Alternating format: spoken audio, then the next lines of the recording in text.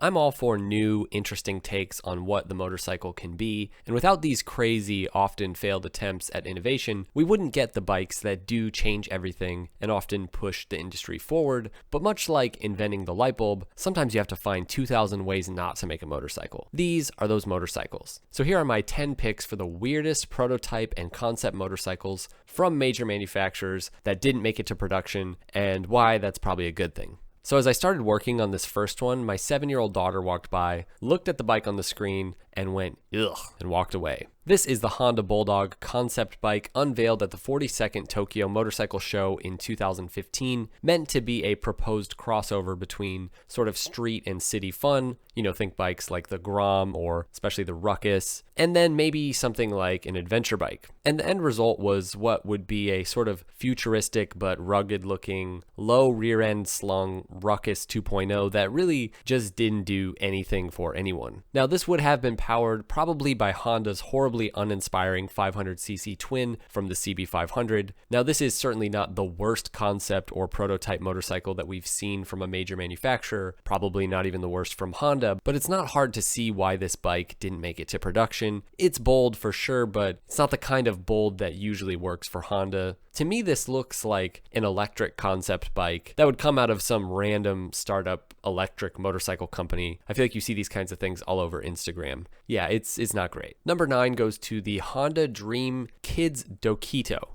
Now, there's very little information regarding this thing. What it seems to be is a concept that didn't make it to production, and I'm not really seeing anywhere that you can buy it, but there's not much information on it. I do believe that it did just sort of never come to fruition. Back in 1997, this was Honda's latest attempt at bringing in new young riders. Of course, Honda is well known for this. Think bikes like the Z50, which brought entire generations of new riders into life on two wheels. But this was a step even further, an attempt at bringing motorcycle fun all the way to toddlers. Now, this would have been a motorcycle that kids could literally bolt together in whatever fashion they want. Now, you'd think that that's fine, maybe if this was, having a little battery attached, or maybe you just pedaled it or pushed it around. But no, this had a real 4-stroke 31cc lawnmower engine right there in that blue compartment. Not necessarily the best idea ever for an actual combustion engine powered two-wheeler put together by toddlers. Not really something you want out there on the road. And it's funny to imagine something like this being proposed today. The 90s, they were a different time, but even then the idea appeared to have fell flat, probably for liability reasons. Now, the Suzuki Biplane is,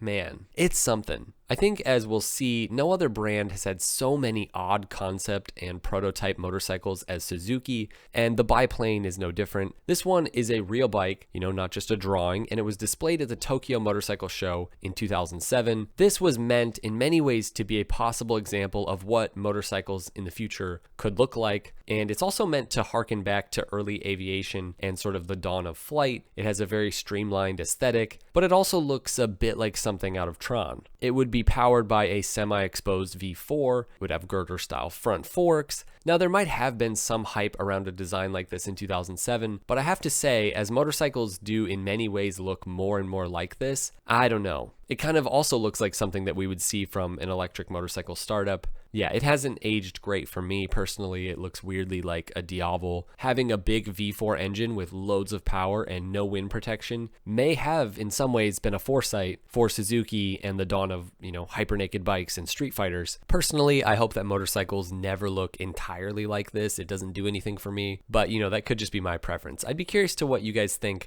about this motorcycle and really any of the other motorcycles that are on this list. All right, let's go all the way back to 1980. Yes, companies were doing this whole prototype thing even 40 years ago. And let's look at the BMW Futuro, a motorcycle that did in some respects predict at least BMW's immediate future. This bike, in terms of overall design and technology, would influence horribly good bikes like the K1 and the Pacific Coast. Now, this prototype was unveiled at the Cologne show in September of 1980. This is also the show where bikes like the Honda CX Turbo and the Suzuki Katana were unveiled, and in many ways those bikes really did overshadow the Futuro despite all of its technological advancements. The problem though, even more so than the K1, was the look. If this is what the future of motorcycles would look like, buyers just didn't want it, even BMW buyers. And even though this bike never made it to production, it successfully predicted both the tech and the design of bikes in the 1990s and onward. Number 6 goes to the Honda Boss Cat. Not only a bad prototype motorcycle from Honda, but one of the worst named bikes on this list. The idea is simple though, and pretty terrible. A crossover between a scooter and a cruiser. Yeah, that's right. A 400cc cruiser looking scooter thing. Yeah, it's bad. Now this debuted at the 1999 Tokyo Motorcycle Show, and this was a bold attempt at doing something very different, and it was rejected pretty much on sight. Scooter riders really don't want a beefed up motorcycle looking machine any more than cruiser riders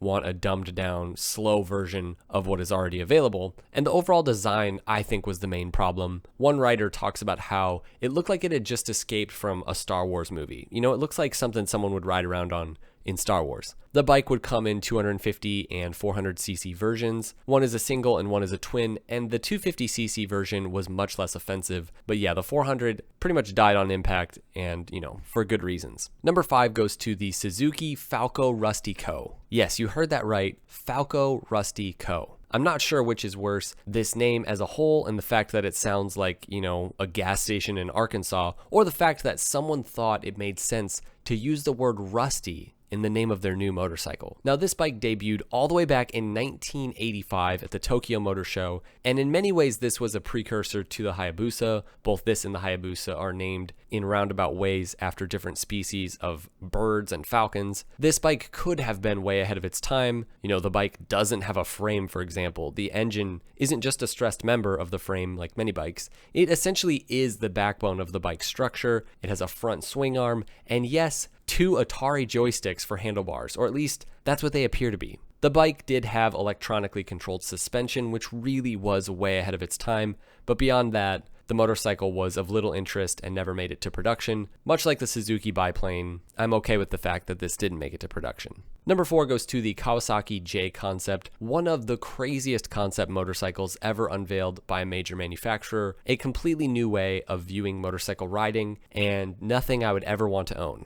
The whole point of the J Concept was that instead of the bike being sort of a stagnant thing under the rider's inputs, the bike would automatically adapt itself to situations and to the rider's movements, which included complete suspension changes mid-ride. In many ways, this would be the end product of, you know, bike interventions while the rider is riding, which have sort of already begun to take over, and we are seeing more things like this. And you know, this was unveiled all the way back in 2013. Now it's possible that this could be the future of 2 wheels, or in this case, you know, technically 3-wheeled transportation. But I think even today, as riders want to have, you know, a simpler sort of back to the basics kind of motorcycle, this kind of thing just isn't very appealing to the average rider. Number 3 is the Yamaha Tesseract. Now this is one of the most infamous concept motorcycles, if you can call it that. I mean, it has 4 wheels, so maybe it doesn't belong on this list. But if we go down that route, then we're forced to say that those Harley trikes aren't real motorcycles either, which that's just not very nice. The big thing is that the profile on this is so thin that it has almost the same overall look as a motorcycle. It's not like a big quad or anything like that. Now this was unveiled at the 2007 Tokyo Motor Show, and it actually came quite close to production. They had a fully working prototype, and they weren't far from making the Tesseract a reality. This bike was received well, but ultimately it proved to make more sense to go with the 3-wheeled vehicle that Yamaha would make, known as the Nikon. I think it's called the Nikon. But yeah, this one actually got close to production. Pretty weird, pretty crazy, and pretty interesting. Number 2 on our list goes to the 1981 Triumph TS8-1. Now, by the late 70s, it was pretty much over for the British motorcycle manufacturers. I've talked at length about why and how this happened, but people rarely talk about what happened in the interim for companies like Triumph between their demise in, you know, the 70s and their revival in the 90s. And one motorcycle that never made it to production was the TS8-1, a prototype motorcycle from the Triumph factory with thoroughly 80s vibes. A very far cry from the great British twins of the 60s, but, you know, still a twin. And this time it was updated with their racing 8-valve head and a rather hideous fairing. The goal was to reach BMW's R100 RT buyers, and this bike was first shown at the Earl's Court Motor Show in London, and all they needed was 50 orders to come in out of that show, and yeah, they didn't get 50 orders, so this bike never happened. Number 1 on our list goes to a bike doomed to fail from the get-go, the 1991 Suzuki Ugly Duck. And if there's anything we've learned from this video, it's that Suzuki needs to work on their prototype names. They're all terrible.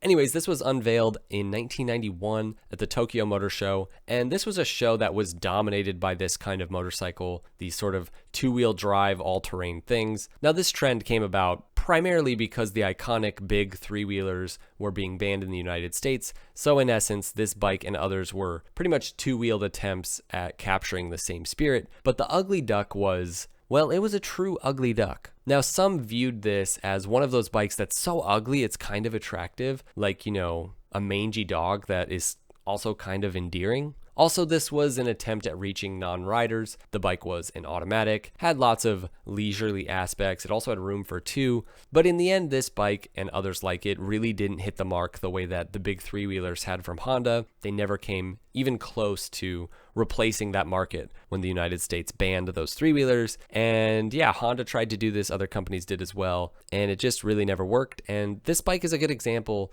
of why. It's just weird. But the best part about this whole thing is the look of this bike. I guess it's meant to be like unintimidating, but it's just goofy on a whole different level, and it doesn't really seem like it knows what it wants to be. That steering column to me looks very scooter, but then it's got these big stubby tires which look like something off a tractor. The fairing feels out of place in my opinion, and yet the overall stance at the same time feels somewhat sporty, you know, with that underswept exhaust. I mean, maybe this could pass as a Ducati. It's just not sure what it is, and you know, it makes sense why bikes like the Rokon have done so well, because that bike looks and feels exactly like what it should be, whereas a bike like this really just looks confused. Regardless, the Ugly Duck never made it to production. Perhaps with a facelift, this could have been a hit for Suzuki, but I guess we'll never know. Alright guys, there you have it, 10 prototype motorcycles that, in my opinion, thankfully, never made it to production. Let us know what you guys think. Let me know if you have any hilarious or ridiculous prototypes or concept motorcycles that you think should have made the list. And yeah, we'll see you guys in the next one. Ride safe.